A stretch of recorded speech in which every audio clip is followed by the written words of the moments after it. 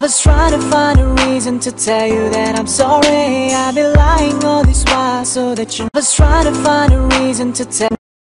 क्या करती, ऑनलाइन कर देती है कि ये माइक्रोसॉफ्ट का है, ये एचपी का है, ये सन का है। तो वेंडर का मतलब क्या होती है, कंपनियों का क्लास। और एक होता है यूजर का क्लास। तो correct information, correct configuration information is insured. कहने का मतलब वेंडर क्लास तो अपना कॉन्फ़िगर कर दिया, अब यूजर क्लास में आते हैं। जैसे हमारे ये क्लाइंट है तो इनको डीएचसीपी की आईपी चाहिए ना, तो ये सारे इंफॉर्मेशन कहां आएंगे, इसके यूजर क्लास में, जो हमारा डीएचसीपी सर्वर देगा। क्लियर है? Next, now here is the lovely topic. The name is DHCP reservation. It's very nice and it's a very usable feature in your organization. Okay, तो इस फीचर का मतलब क्या है, जैसे कि मैंने शुरू में बता दिया था। जैसे सपोज दैट कि आप ट्रेन में अगर सफर कर रहे हो, ट्रैवलिंग कर रहे हो, तो अगर आपने अपनी सीट की रिजर्वेशन कराई है तो आप जो है अपनी ट्रैवलिंग को बहुत ही कंफर्टेबल वे में कर पाओगे अपनी ट्रैवल को। अगर आपने रिजर्वेशन नहीं कराया है तो प्रॉब्लम ही प्रॉब्लम, आपको कोई सीट नहीं मिलेगी, आपको कोई ये नहीं मिलेगी, बार बार चेंज करेंगे। इधर कोई जगह है, कोई आकर रिजर्वेशन वाला बैठ गया बंदा, तो आप चलकर उठ के चले जाओ दूसरे के पास।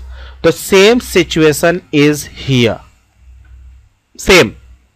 देखो क्या कर रहा है, specific IP addresses within a scope that is reserve permanently for lease to specific DHCP client.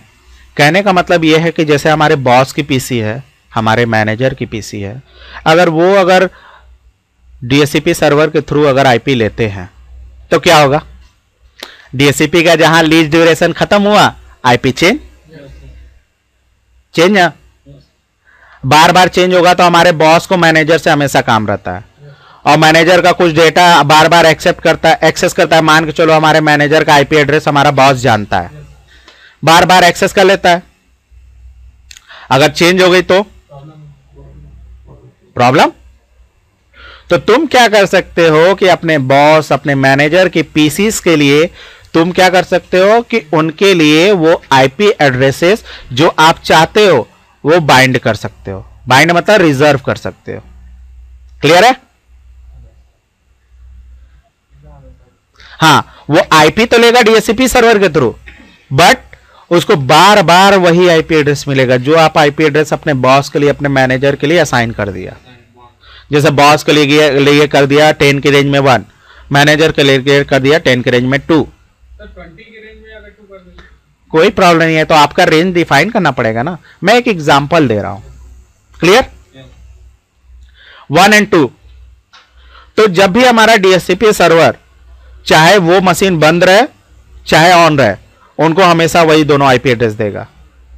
बंद हो गया तो आईपी एड्रेस खाली हो गया, तो इसका मतलब ये नहीं कि तू कोई तीसरा क्लाइंट आएगा तो उसको 1 2 दे देगा, नहीं देगा। क्यों? क्योंकि उनके ये रिजर्व कर दी गई है। जैसे हमारा टीटी होता है, अगर रिजर्वेशन का टिकट है किसी के पास, रिजर्व जाएगा भले खाली, लेकिन किसी को सीट नहीं देता है। क्लियर है ना? तो ठीक इसी तरह ये भी है। जैसे फॉर एग्जांपल इधर देखिए, ये हमारा एक नेटवर्क इधर है, हमारा ये डीएचसीपी सर्वर है, और नेटवर्क में एक इधर है जो स्विच से जुड़े हुए हैं दोनों, और यहां पे देखिए हमारा एक डीएचसीपी फाइल सर्वर है, और ये क्लाइंट। अगर फाइल सर्वर का अगर आईपी मैं रिजर्व ना करूं तो प्रॉब्लम क्या होगा, बार बार चेंज होगा। हाँ, तो हमारे क्लाइंट को प्रॉब्लम होगा कि आईपी क्या है भाई, मुझे इससे डेटा लेना है। हाँ, तो यहां देखिए कैसे एड्रेस ये डिफाइन किया हुआ है। IP addresses 1 lease to client 1, IP addresses 2 lease to client 2, यहां पर लिखा नहीं मैंने। Address number 3 reserve for server, and 4 is list by 3 and 4 1 list for client 4। तो इस तरह ये काम करता है। इसका भी कॉन्फ़िगरेशन हम लोग नेक्स्ट वीडियो में देखेंगे। नेक्स्ट करें। How DHCP option are applied.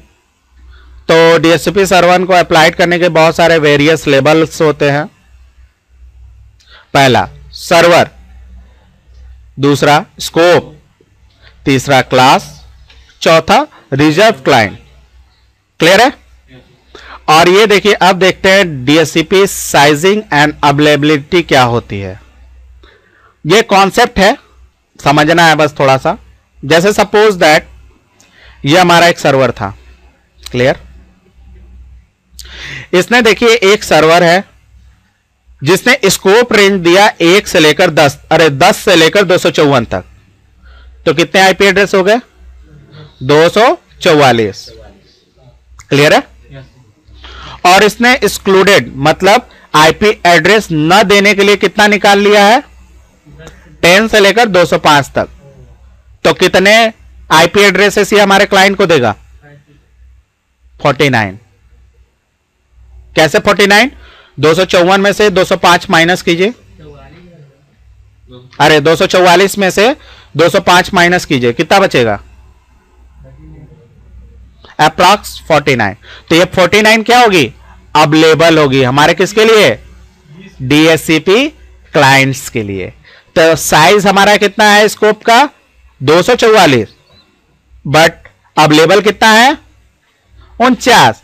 तो इसे ही कहते हैं साइज एंड अवेलेबिलिटी, कि साइज कितना है उस डीएचसीपी सर्वर का, रेंज, और कितना दे रहा है।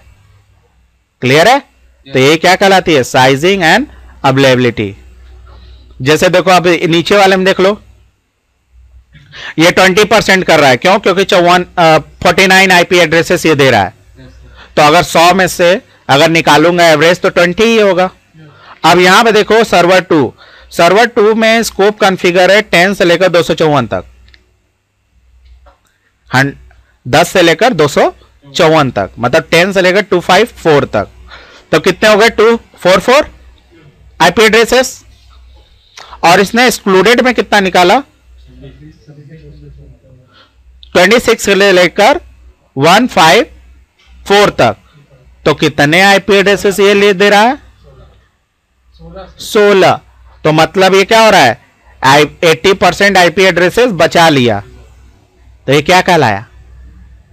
तो साइज कितनी हुई इसकी? 244 की। दे कितना रहा?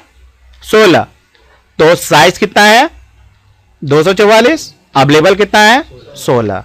आप समझ में आया?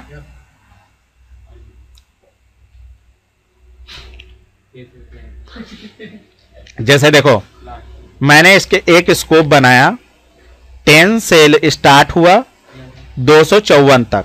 तो कितने आईपी एड्रेस इसके बीच में आ रहे हैं? 244। ये हमारी क्या हो गई? साइज हो गई, फुल साइज। और मैंने आईपी एड्रेसेस न देने के लिए कितना निकाल लिया? न देने के लिए कितना निकाला? 26 से लेकर 254 तक। क्लियर है। तो बचा कितना देने के लिए? 16 आईपी एड्रेसेस ना। तो वही 16 आईपी एड्रेसेस क्या होंगे? अवेलेबल होंगे। आप समझ में आया? साइज है बहुत बड़ा, लेकिन अवेलेबल कितना करा रहा है? क्लाइंट के लिए अवेलेबल। हाँ, क्लाइंट के लिए, लीज के लिए। सब जो निकाल रहा है वो किस करेगा? हाँ, किसी और के लिए। किस करेगा? हाँ, बॉस मैनेजर या फिर कैसे डिसाइड करेगा कि ये बॉस का, ये बॉस की आईपी एड्रेस है? Behalf of MAC address. Yes, अभी बताएंगे। क्लियर है। जो रिजर्वेशन हमारी होती है डीएचसीपी की, जैसे चाहते किसी पीसी के लिए पर्टिकुलर आईपी एड्रेस असाइन कर दे, तो उस पीसी का मैक एड्रेस आपके पास होना चाहिए। तो एज एडमिनिस्ट्रेटर आपके लिए बड़ा इजी है। क्योंकि मैक एड्रेस कभी चेंज नहीं होगी और ये हमेशा यूनिक होती है। जो मैक एड्रेस मिलेगा उसको वो असाइन उसको कर देगा। क्लियर। तो हैव यू एनी क्वेश्चन? सो इस वीडियो की सीरीज में हम लोग इतना ही जानेंगे। नेक्स्ट वीडियो की सीरीज में हम लोग सीखेंगे कि DHCP सर्वर को कैसे कॉन्फ़िगर करें। So thanks for listening to